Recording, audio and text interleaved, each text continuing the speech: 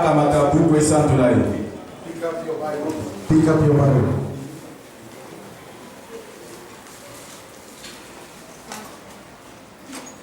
Todi ya mokolo malelo ezali bongo na mokanda na Rome.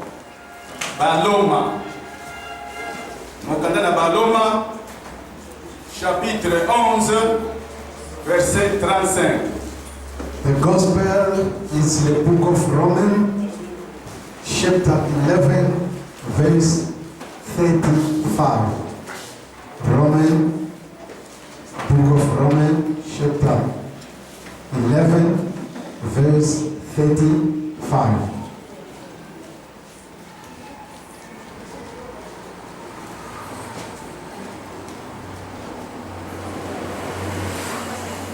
Romains chapitre 11, verset 35. Baye bazali na kondima ya sika ezali bongo na page 303. Page 303. For those who have a common Bible. Kondima la sika mukanda ezali na mesa musantu pela boko oyo ezali na page 303. Book of Romans, chapter 11, verse 35.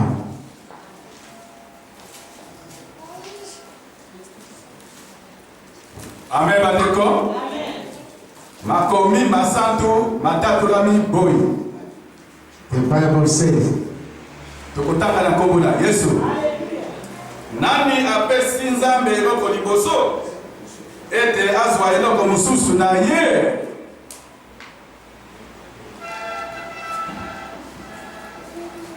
The Bible says, who has ever given him anything so that he had to pay it back?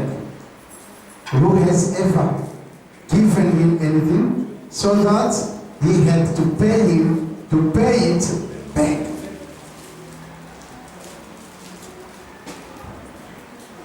Nzambe tata mokonzi okumba mape osanzula ma matondi mingi pa ya tata na kombo na mwana na Yesu. Ngolo muneno batele bisoki na lelekwa bate ya mwana na Nzambe.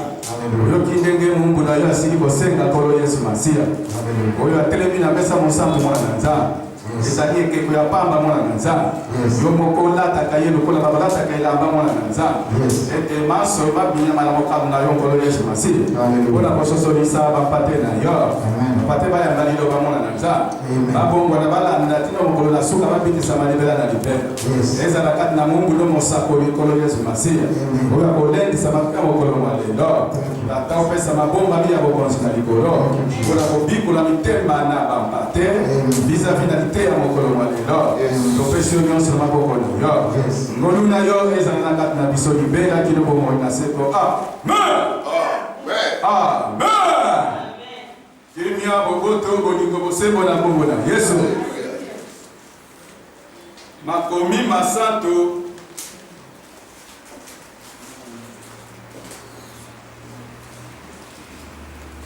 na monoko na lopoto ezali bongo na Romains 11 chapitre 35. That is in French language, not Congolese language, but French language. Romans chapter 11, verse 35. The Bible says, qui lui a donné le premier pour qu'il ait à recevoir en retour?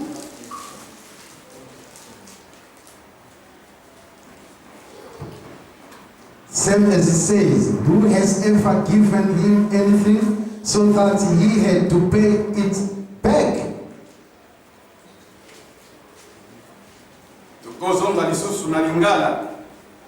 I'm going to repeat in Lingala. And the Bible says, Romains chapitre 11 verset 35. Romans chapter 11 verse 35. Nani apesi Nzambe eloko liboso ete azwa eloko mususu na ye? Amen bandeko? Amen. Amen bandeko? Amen badimi. Amen basantu. Amen bakoti na likolo. Et la kai koki moko na moko akanga buku esantu na yo. Close your Bible.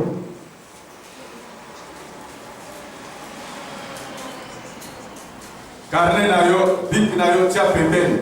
Makalis. Maye mobimba na yo na mesa musa. Your mind, your thought in the pulpit. Pona koyoka tolia mokolo mwa lelo. So that you can hear and listen to the teaching of the day. Tolia mokolo mwa lelo ezali bongo motuna. Today's teaching is just a question. Ezali apotre Paulo. It is Apostle Paul. Oyo azali kotuna na bandimi ya Rome. He questioned the people of Rome. Ete nani apesi Nzambe eloko liboso? Who has given him anything Pwete azwa eloko mususu na ye. so that he can have it back? Ame bandimi? Amen. Ame bandeko? Ame balingami? Mokolo mwa lelo ezali Roma te, mokolo mwa lelo ezali Cape Town. Today is not the Roman people, but today is Cape Town. Ezali Toma Petro lakat na monimo azali kotuna yo oyo utukotanga makomi. And then spiritually, Apostle Paul is questioning you as you read your Bible that question. Ete nani apesi Nzambe eloko liboso? That question is who has given him anything? Amen bandimi. Amen bandeko. Hallelujah. Ndenge bo fandi wana moko na moko ndenge ayina na kunanza. As you sit here, as you come to the house of God, Moko na moko azali na mutuna, moko na moko azali na eloko oyo. Tango abondela, tango afuka makabona bobondela. Azali na eloko oyo asenga kaipai na Nzambe. every one of us, we are having a question to God. While you are praying, you're kneeling down and calling on God, you have something that you're asking to God. Oyo awa libondeli na ye ezali tata na umeli mingi na kati na kompani.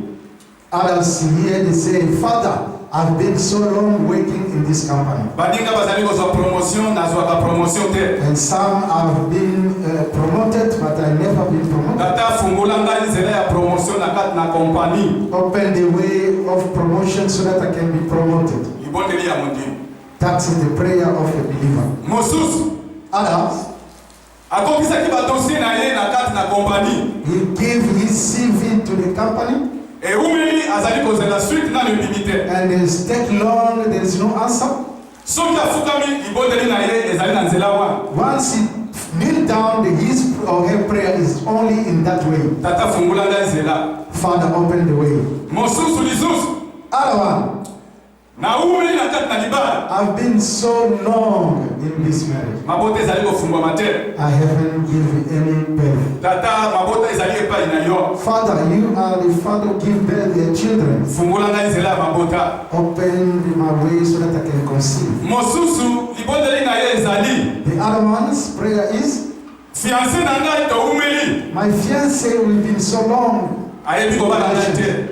He never proposed to me. Tata kota kati na motema ya fiancé na ngai. Father, take the heart of my fiancé Abima epai na baboti. so that he can leave his parents Abimisa ngai liboso na bato. and put me in front to give me proud. Libondeli ya mondimu. That is the prayer. Mosusu azali kobondela pona mumbongo na ye. Other ones are praying only for their businesses. Mumbongo na ye ekweya. The business collapse. Makambo nyonso na kati na ye ekweya. Everything collapses. Soki afukami azali kosenga epai na nkolo. As he or she kneel down is calling on God. Tata fungula ngai nzela ya mumbongo. Father, open the way of blessing in my business. Mosusu lisusu. The other one is what? Voyage na ye eumeli. Many long they have traveled. Soki afukami azali kosenga epai na nkolo. And once he kneel down is calling on God. Tata fungula ngai nzela ya voyage. Father, open the way for me to travel. Amen bandimi. Amen. Amen bandimi. Hallelujah. Bongo Toma Paulo azali kotuna bino mokolo mwale. That is why Apostle Paul today is questioning you. Yo oyo uzali kosenga Nzambe afungula yo nzela. You are calling on God for God to open your ways. Nzambe alobete nani apesi Nzambe eloko liboso? And God is asking, who has given God anything?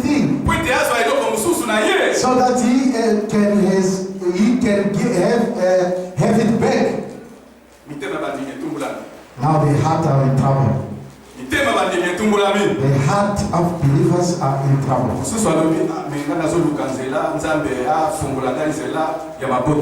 But others want to say, me, I am a motherless, I need the children, I need God to open the way for them. Now is also God is asking me, I must give. What should I give him? Each and one of us here is asking such questions. Isn't that question is running through your heart?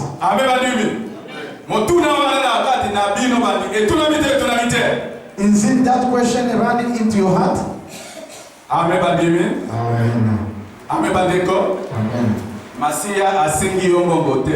The Lord didn't ask you a money. The Lord didn't request your TV.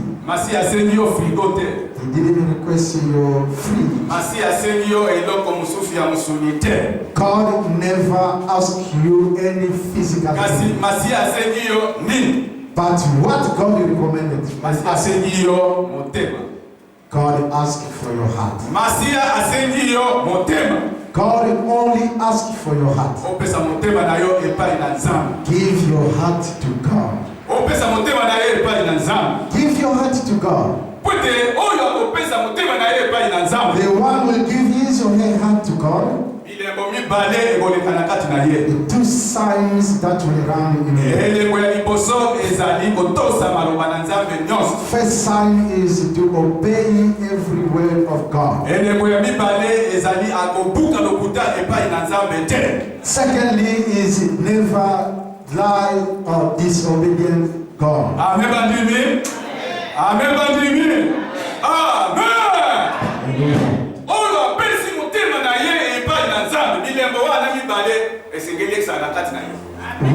Once you give your heart to God, that's true signs too. It must be in you. Listen. The word says. God says in the scripture. In the whole week. It's between 7 days. God has given you 6 days. Do your hard working. But the 7th day, come in the house of God to thank God, to honor the Lord God. You and God, you has benefit more days. Amen.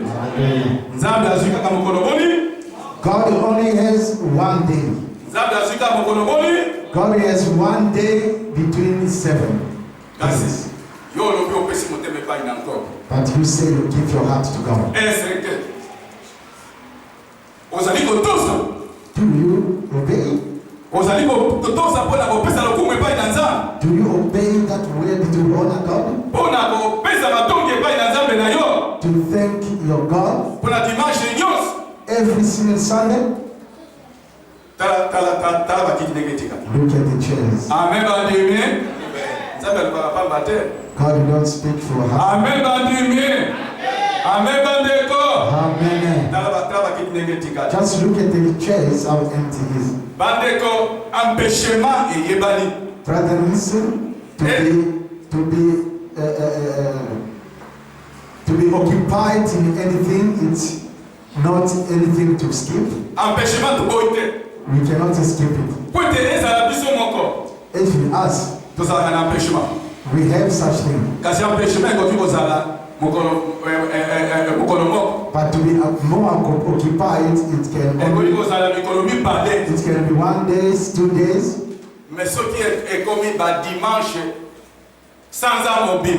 But if you become the whole month and over even a month, that is not anymore.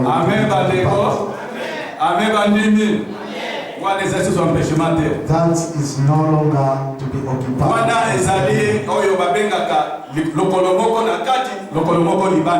That it means what we call your one foot is in One foot is out. Amen, bandeko. Amen, bandimi. Amen. Anania na Safira. Anania and Sapphira. Bazalaki bandimi na liboso na bino. They were also a believers. Tango Yesu Masia mukano na ye ekokisami pona kozonga na mboka na tata. As the time comes for the end of Jesus' mission, Apotre oyo batikalaki. the servant or the apostle that remained, Basangisaki bandimi nyonso na toli. they did gather the believers all in teaching. Makomi masanto elobi boy. And the Bible did say, Bango nyonso bazalaki motema mo. all of them, they were one heart. Bazalaki likanisi moko. They were in one thought. Moko te alobaki ete eloko songolo ezali ya ngai moko. No one did say that these things only belong to me. Kasi biloko nyonso bizalaki na bango na lisanga. Everything they had, it was for the whole group or every one of them. Oyo azalaki na bandaku mibale misato. Those who had 2-3 houses, Oyo azalaki na bilanga mibale misato. and some of them who has 2 or 3 farms. Atekaki ndaku to bilanga amemaki mosolo epai na makolo na bapotre. He sold the house or the farm, but he brought the money to the apostles. Tala ndenge babandaki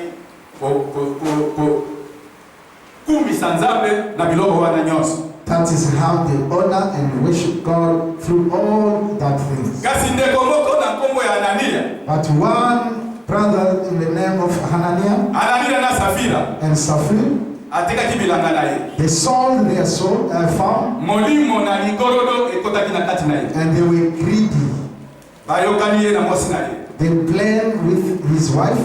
Bakati mbongo oyo musolo oyo bazwaki na bilanga. They took the money from where they sold this farm, Anania akamati oyo tikalaki amemi yango epai na batoma. and the remaining amount he took it to the apostles. Akomi epai ya apotre Pierre. When he reached to Apostle Peter, Apresente likabo na ye. and then he handed his gift to Apotre Paul molimo elati ye. Apostle Peter, the Holy Spirit inspired him. Atuni ye andeko Anania. He asked him, my brother Ananias, Nyonso oyo teki bilanga yango umemiawo. is this the amount of the right of God that you sold, your soul that you brought?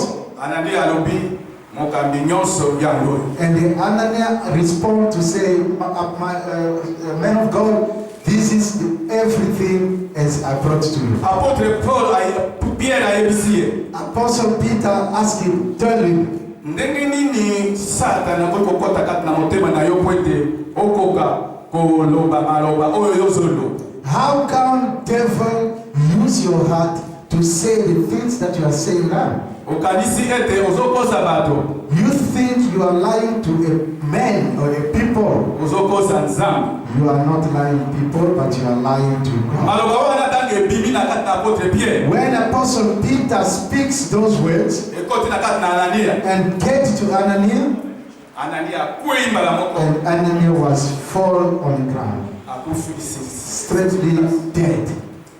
Badisiplo bazaki libanda. And the disciple who was on the gate, on the door, outside the door, Bakoti bamemi Anani. they come and pick up the body of Ananias outside. Pe bakeko kunda ye. They go to bury it. Mwasi na ye ayebaki histoire oyo te. And the wife didn't know what happened to the husband. Ebe alaki mobali na ye. Then Sapphira, the wife, comes to follow the husband. Aye akoti epai ya apotre Pierre azalaki. Once he get to the temple where Apostle Peter was, Apotre Pierre atuli ye. and Apostle asked him, Mama eske oyo nyonso mobali na yo amemi awa. Eske yango oyo mobali na yo amemi. Mama, what your husband brought to us, is it really according what you have sold? Eske yango bozwi na bilanga. Is it the one that you sold your farm? Mwasi alobi amemukani nyonso yango. And the wife responded, amen, Apostle, yes, that is really the amount. Apotre Pierre alobi ndenge nini bokoki koyokana bino mibale pona kokosa. Apostle Peter said to Sapphira, how come you and your husband plan to lie to the Holy Spirit? Tala makolo na ba oyo ba memi mambali na yo pona bokunda ye. Look at these steps that of the people who carry your husband's body. They're also going to carry you the same way they carry your husband. The same moment, same time, suffering fall on the ground. They find the disciple come and found suffering dead. And they pick up the body and go to bury her next to the husband. Amen. Amen. Amen. Today it doesn't happen that way. If you are walking to the road of lying to God, within the grace that God has, God cannot kill you or destroy you as the same way Ananias and Sapphira. But what will come to you? Difficulties will reach you. The difficulties will enter into your family. The difficulties will get to your job. It will get into your marriage. It will get into your businesses.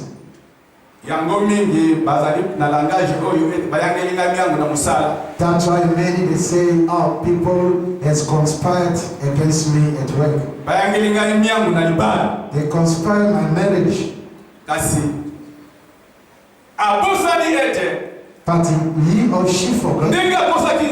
She did lie to God.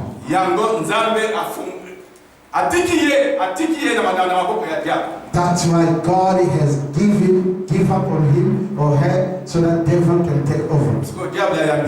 Now devil received you because you opened the door for devil to enter. Once demon enter and devil start working in you, the marriage get to trouble, your job get to trouble, your business get to trouble. Whose fault it is? It's your own fault because you opened the door for the devil. You lied to God. You call on demons or devil to enter into your heart. That's how you end up in trouble. Brethren, into the world, there's nothing hidden to believers.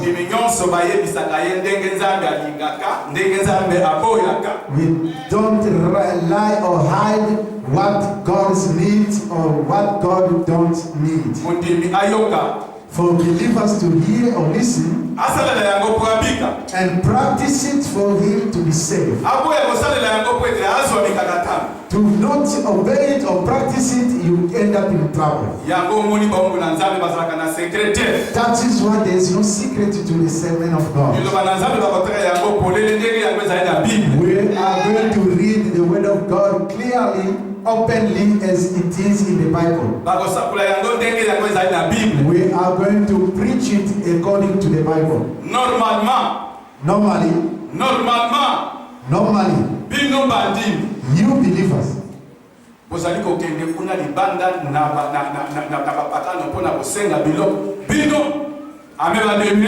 you're going outside there to request or ask to non-believers for help. Amen.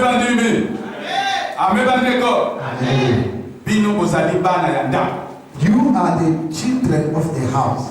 You are belong to the house.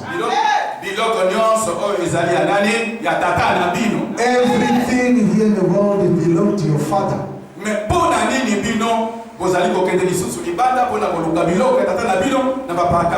Why and how come you now you are going outside there to the non-believers to seek for help to everything belong to your father?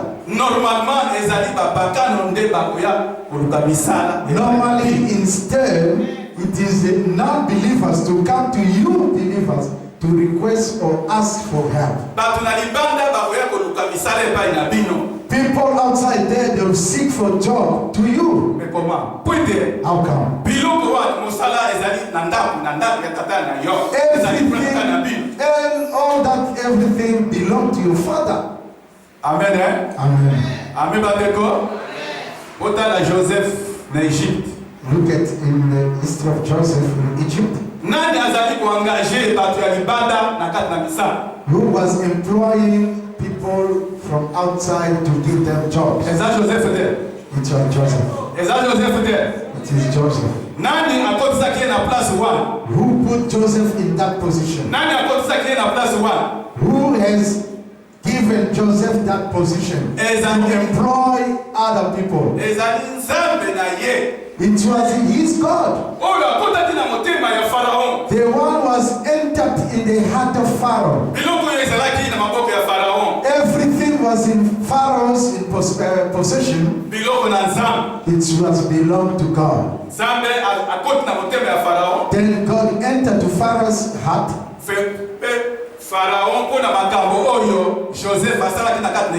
And the Pharaoh's heart was touched to the things that Joseph did in Egypt.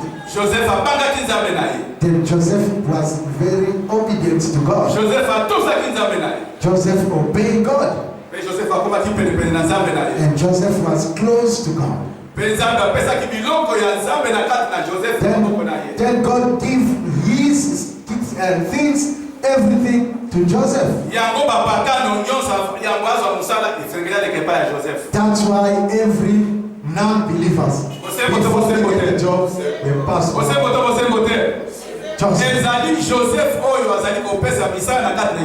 It is Joseph was employing the Egyptians. That God Joseph was praying. Is it the different God that you are praying today? Then why? But why you are going to seek for everything belong to your father to non-believers? Do you know why? Because you become far away from your father.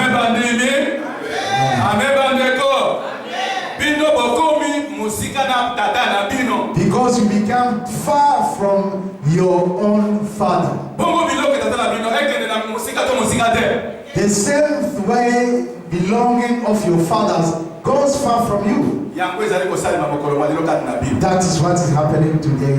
You didn't hear Joseph. Joseph was close to God.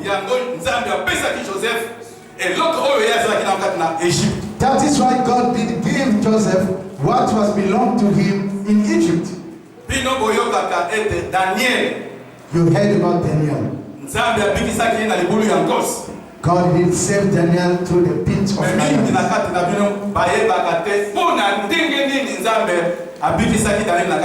But some of you cannot really describe how God did save Daniel into the pit of what Daniel did to be close to God. Amen. Amen. Tango Nabucodonosor Jerusalem. When the king of Babylon took over Jerusalem, he took the Israelis into the Babylon. Among those people of Israel, Daniel was one of them. When they reached to the king, the king called his advisor.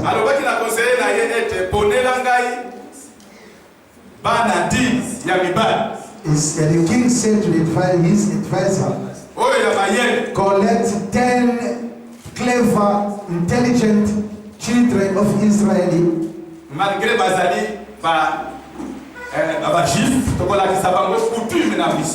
No matter they are foreigners, we are going to teach them our custom. Because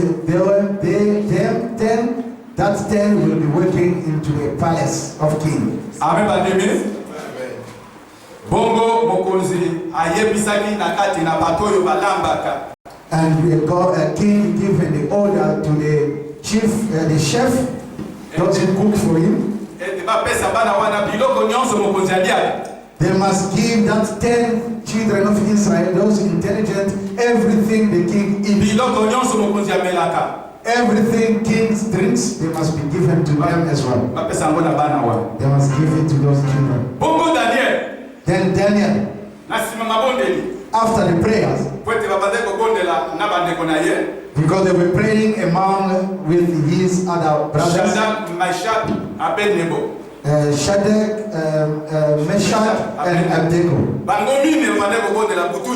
4 of them, they were praying together. And during the prayers at night, the Holy Spirit inspired Daniel. He called his 3 other brothers. He said, as we cannot eat the food that come from king, we are going to speak to the advisor of the king, the one is going to give us the food. And Daniel said to that advisor, Father, us 4, all of us 4, do not give us the food and the drinks that king eats. Just prepare for us a vegetable and give us the water as well to drink. And the advisor, the king advisor said, you are looking for trouble. When the king sees you that you are not healthy, differently from others, I'm going to be in trouble.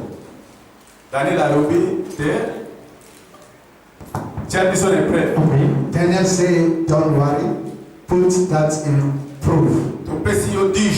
We have just given you 10 days. Just save us vegetable water. Then you look at on us in that 10 days. If we are not healthy,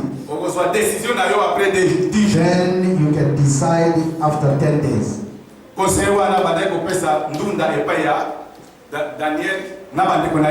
Then that chef who cooked for the king was giving only vegetable and water which, to Daniel and the other 3.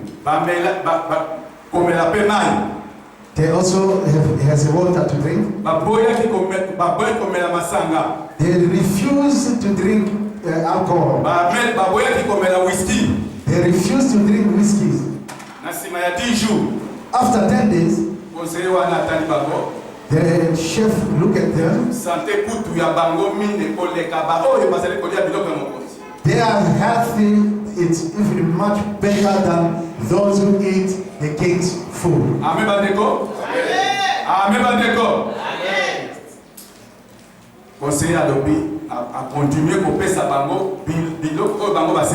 The chef continued to serve them what they requested. After up to 3 years, and the king called everybody to question them. And that 4, God did his style and fulfilled them with the wisdom. As they work for God, they obey God and reject the whiskeys or alcohol that the king drinks. They only drink water. That is how God gets close to Daniel. Any temptation or conspiration against Daniel in Egypt, Babylon, it never succeeds in the name of God. Why Daniel never lied to God? Daniel obeyed the word of God. That's why God was close to Daniel. God is any way, anyhow to favor you. By giving your heart to God,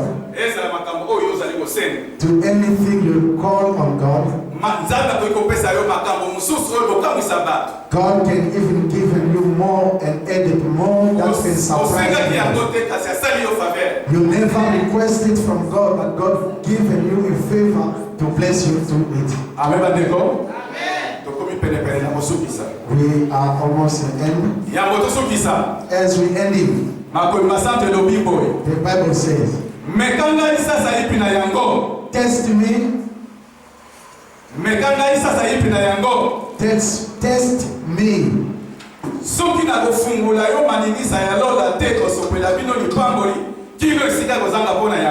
If I may not open the heavenly store, that you will never have a space to put them.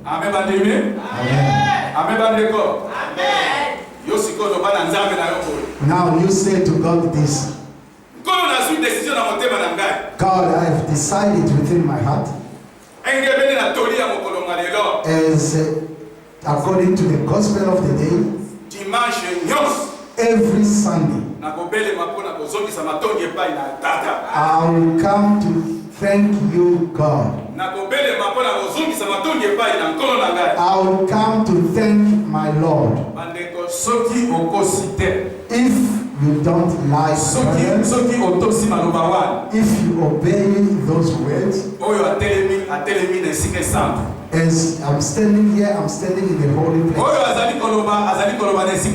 The one speaking is speaking in the holy place.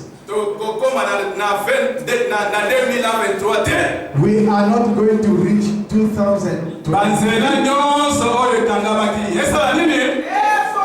Every single way that will be open. Will be open.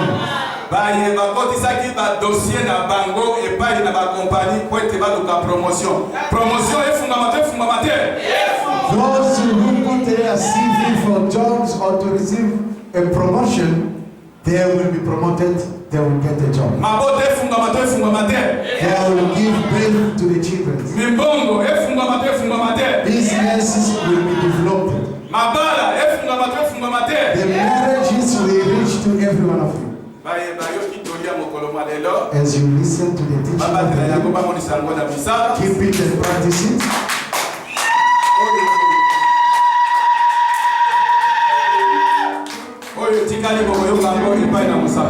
The remaining, it will be spoken by the prophet. Santo.